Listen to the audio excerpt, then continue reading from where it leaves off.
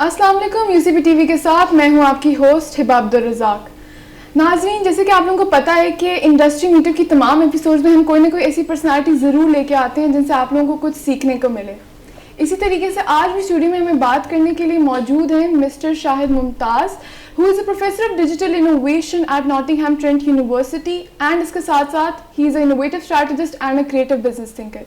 इनकी खास बात ये है कि he is the author of 4 technical books and 300 technical papers and he has worked as a senior 5G consultant at Hawaii and InterDigital, two very well reputed and well established companies. Assalamu alaikum sir. Walaikum salam. Sir, how are you? I'm fine, and you? Alhamdulillah. Sir, thank you so much for your precious time. You're welcome. Sir, my first question is ki there are diverse careers, there are very different opportunities in life. Sir, initially what was something that sparked that passion in innovation and business? I think the most important for us as a human being, whenever you try to achieve, you want to achieve something, like if you born in a culture like Pakistan, third world country, I think the passion and to achieve something, that is the most important in life. From myself, because when I born here, you know, the condition is not so much, lot of competition. So, but once you have if you are a patient to achieve something, you want to take a risk in your life, you can achieve everything, and should be a self-belief in you. And whenever I was here, so I have a belief that I want to achieve something for my nation, for my country, so I have to go in that direction. That's why I leave Pakistan, and I really serve in Pakistan. Now I have a very known figure outside Pakistan. So I think that for me the most important is the passion and to achieve something. That is the main goal, to be a great person. Sir, like we said that आप जो हैं वो professor of digital innovation हैं, and at the same time you have a lot of experience from the industry as yes. well. Sir, how do you incorporate that industry experience in your teaching methods? Yes, जब हम as a college university के अंदर जो हम करते हैं उसका जो हम करते हैं, जो हम इसकी करते हैं, जो kind of this innovation, it will take a long process from 5 to 10 years. But if you come to the companies or this industrial, they focus for the 2 to 3 years. So that's for me is very important, that I have to combine both of the world, because when I teach my students, they always have you doing a PhD or master. We always think ahead of 5 to 10 years what are this kind of new ideas will come. But when you go to the industry, they always focus what happening in 1 year, because they need to sell their product. Like for example, in my case, the company like Huawei, Nokia, they need to sell the phones. For me, it's very important to combine both of the world and to see the transfer of knowledge from both of the world. For me, it's very, and I think it's not for me. I think for any kind of person who work in the company or from the academia, he should get the both world knowledge, because one part look for the long-term goals and one part go for the short-term. So that is for me is very important to take both of the world. Sir, like you mentioned that you've worked in Hawaii and InterDigital, they are two very well-established companies. Sir, you worked there as a senior 5G consultant. Yep. How was your experience over there? What were the potential challenges that you faced? Yes, if you talk about particularly about telecommunication, so what happened, we start with 1G to 5G, to after every 10 years our telecommunication generation are changes. So when I joined Huawei, on that time we are on the middle of at the middle of the 5G, and 5G going to standardize it. So when I go there, I was not so much aware that what happening in the companies, because I was doing most of it in the university on this academic. So I know what happening. But when I go, I'm more on the practical side, more close to the product and what are their sales model. For me, I learn a lot there, and this is my one of the best kind of this experience, because now I know that okay, if I give something to my students, so I know it's not only the long-term goal, but we have to focus. So what is going to be happening next 1 or 2 years. So when I went there, I work with other companies. We have meetings with the Samsung, Nokia, Ericsson. These are the big players who going to be benchmark all of what is going to happen in the future in your telecom and industry. Yes. Sir, you said that we have to see कि 1-2 साल बाद जो है वो क्या होगा industry में. Sir, if we talk about Pakistan, the 5G services were introduced this year by Zong. And we see कि 6G की तरफ जो है global transition वो काफ़ी ज़्यादा हो रहा है in different parts of the world. Sir, if you talk particularly about Pakistan, the transition from 5G to 6G, what could be the opportunities Pakistan could have and the challenges? Yes, I mean this is the one of the problem in third world country, and if talk about Pakistan is particularly very common. because when you mention Zong and we have other big operator in other world, whenever they come in Europe, they come with their both this kind of funding for this universities. Yes. They give, but here they come for the business only. They give you the work, they give you the full packages, and you make a long calls at night, and then they give you the vice. I don't know what kind of packages you have, but they never invest any money on your university or this academia. That is the big problem. But if you talk about other first world country, if Warid will go there, their first job they have to spend like 60% on the academia. So they produce idea, they projects on 5G, 6G, but here they just come to earn money. And if you talk about 5G, 4G, I don't think they will so much focus on that, because for them the model is business.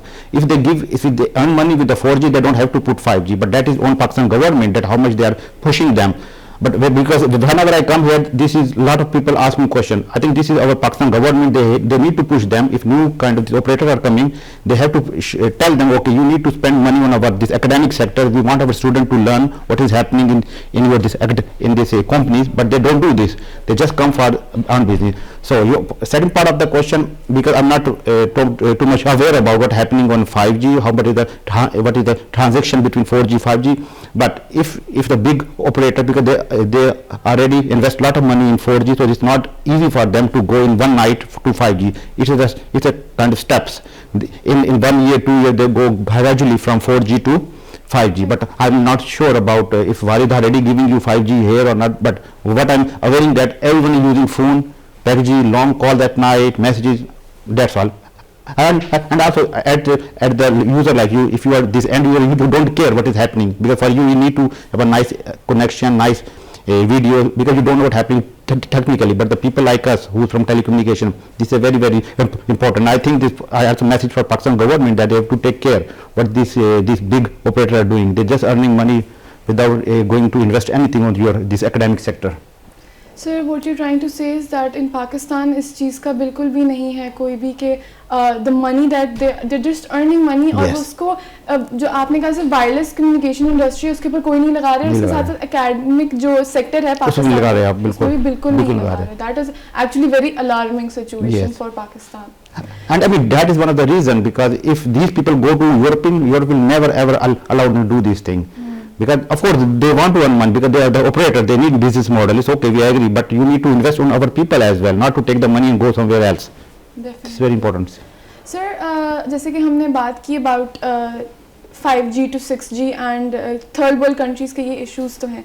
Sir, what about the situation of artificial intelligence या AI in Pakistan? Yes, I mean that is one of the very buzzword nowadays and very important for the future as well, because if you talk about AI, machine learning, this is not a new idea. We are using a lot in computer science in 1970s, 80s, but now it's entered into telecommunication. That is quite new, because now AI is entering into every sector. It's not only telecommunication, media, like you're from media, finance, banking, hospital, and you can use AI everywhere. But what is the future in Pakistan? Because so far I think your UCP is also going to start some a full course on machine learning and AI also. But again, the main issue for me, the most important is not teaching only this academic, but you need to see how we apply practical use cases. Like now you are using their application built by Google, this IBM, but I think it's important that Pakistan also start building something what is important and try to do the use cases in different sectors rather just do this academia also. I think for that again you need a big companies who can give this investment. Now we don't have IBM, we don't have Google. If you see our neighbors country like India, all the big companies are there. Yes. Again, because the political government is very strong and they want that they're going to invest in their academic sector. But again, this is difficult to answer the question. But as a technically, I think from now on, from 5 to 10 years, you can see every shifting is toward machine learning. And now you are taking my interview. Maybe in 5 to 10 years, there is something else from the robotic we take interview. So these are the things. Pros and cons are there, but I don't know what to say more on this. But in Pakistan, we are still very behind. Very behind. You're very right. In Pakistan, like you said, third world country, a lot of issues. And sir, जब हमने बात की artificial intelligence की, तो साथ-साथ there are cyber security issues in Pakistan as well. What do you think जो AI है वो क्या role play कर सकता है cybersecurity? Yes, I mean, cybersecurity is one of the very, very important topics, not only on the AI. Even when you build any software or you can telecom, you need to secure your house. For example, you build your house, you have to put cameras, you put gates everywhere to secure. Same like for data. Now you see that in AI, the data are generating everywhere. We are talking millions of data is coming. So we need kind of this novel kind of ideas on the on this solution how we do cybersecurity. But unfortunately, again in Pakistan, we use cybersecurity for some other purposes, because I don't want to mention how to decode calls, how to put calls on the media. This is, we do some for different, that is not issue. I mean, this is not a right thing. You need to come up to something else rather to do this kind of negative things. You're trying to say is that in Pakistan, the way of using AI is not ethical. No. Yeah, yes, it's not ethical. Yeah, because I don't want to use ethical word, but this is the right way what you said now. Okay, sir. Sir, अब मेरा जो अगला सवाल है थोड़ा सा वो technical चीज़ों से हटके है, इंडस्ट्री से हटके है, because I am a communication student, so I am very curious इससे related. सर, आपने जो है मल्टी कल्चर कोलैबोरेटिव टीम्स में भी काम किया है, ठीक है, आपने you bought them together, collaboration बहुत ज़्यादा. Sir, when there are multi cultural teams, there are cultural barriers, there are language barriers, cultural differences. Sir, what strategies did you use कि एक इफेक्टिव कम्युनिकेशन जो है वो हो सके? Yes, I mean that is a good question as well. And like for example, we have European project, we do a lot of project, and we have a partner from different European country. And in Europe, mostly more or less the same. But like for example, if you go to Germany, they speak German. If you go to France, they speak French. So in Europe, every country have their own language. And then we take some partner from Korea, Japan, and China. Chinese even not. I mean, they're not so good in English. So that is for us the big challenge with them to how to communicate. So for me, because different people have different strategies to handle that, for me what I do, I will go the level they think, either it's Chinese or German and this. So the most point, if you define the specific goals, that okay, this person, if you come from Germany or France, you have to do certain thing, I have to do certain thing, then things become easy. But again, you should have some risk plan, that if this not go to the plan, what will your next strategy. As a communication, like you are from a communication, when you talk with, especially with the Chinese, it's very, very hard for us. So mostly they have a software which they translate English to Chinese, Chinese to English, and mostly they never talk on the phone, they never talk on the calls, on the meeting, they always write, because they use this translation. So for us, the most difficult part to talk with them is on the communication. But again, for us, the most technical, because they are technically very, very good. They solve our problem better than other European countries. So we try to compensate like this. But again, culture difference and communication is a big challenge. But again, with the help of this machine learning, AI, these are become closer and closer because of a lot of software coming, so which can communicate, we can do your online languages, online solution in chat GTP, one of them is one example. Yes. So this is getting, I mean in future it's getting closer and closer gap. Sir, अब मेरा आपसे आखिरी सवाल है that we mentioned before you are a professor of digital innovation. एक teacher जो classroom में होता है वो एक लीडरशिप का रोल प्ले कर रहा होता है और मेंटोर का. सर, आपने ACM जैसी prestigious organizations में भी you were the distinguished speaker and editor as well. So there was a very specific leadership role that you played there as well. Yep. So how was it? How was the experience, and what were the motives behind it? Yes, I mean for me, I always try to learn everything, because the word leader I don't like so much, because you are a student, you always learning till your death.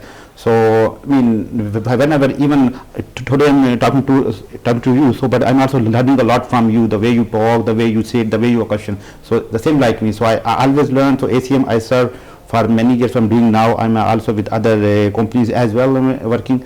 So experience was quite good as for me, because I said in the past I learned a lot. So continuously I learn from every day, because I don't feel shy also, because I don't know, Pakistan people shy to learn, and they so because they are shy to ask questions. So Definitely. if you should be very confident to, even if it's a very stupid question you should ask. If you don't stupid question ask, you cannot never learn. So same like me. So I always learn from the experience, like from people in front of me, and the other people back of me who will back up me to do this. And I just want to add one thing, like you just mentioned, leader and bosses. You know, in Pakistan we have a lot of bosses, we don't have leaders. Yes. So there's a big difference. Like in Europe we don't have bosses. In the boss will never guide you, he always dictate you. Yes. But the leader will make you a person, make you lead you toward it. So I think leader is the perfect word which you mentioned, because I was in the last interview, they always say bosses, never become boss, always become a leader. Sir ये बहुत आपने अहम बात की. Sir आखिर पे is there any message that you would like to give our audience? Yes, I mean, if you are from telecommunication or other sciences, because always believe in yourself, and always try to achieve what you want to achieve, and never shy. That is the only reason, and one day you will achieve, but not today, but day after tomorrow you will achieve. Never shy, just and believe in yourself. Thank you so much sir for your precious time. और ये क्योंकि ये बहुत ही informative session था, बहुत ही knowledgeable session था, और नाज़रीन मैं उम्मीद करती हूँ कि आप लोगों ने ना सिर्फ इस शो को एंजॉय किया होगा बल्कि इससे कुछ सीखा भी होगा. एंड इंशाल्लाह हम लोग आपकी खिदमत में फिर से हाजिर होंगे with yet another exciting personality. तब तक के लिए मैं इजाज़त चाहती हूँ. मुलाकात होगी अगले प्रोग्राम में. अल्लाह हाफ़िज़.